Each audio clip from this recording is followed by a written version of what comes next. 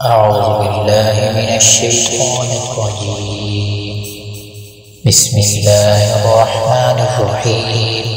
ولكل أمة جعلنا منسكا ليذكروا اسم الله على ما رزقهم من بهيمة الأنعام فإلهكم إله واحد فله أسلموا وبشر المخبتين الذين إذا ذكر الله وجلت قلوبهم والصابرين على ما أصابهم والمقيم الصلاة ومما رزقناهم ينفقون والبدن جعلناها لكم من شعائر الله لكم فيها خير فاذكروا اسم الله عليها صواف فإذا وجبت جنوبها فكلوا منها وأطعموا القانع والمعتر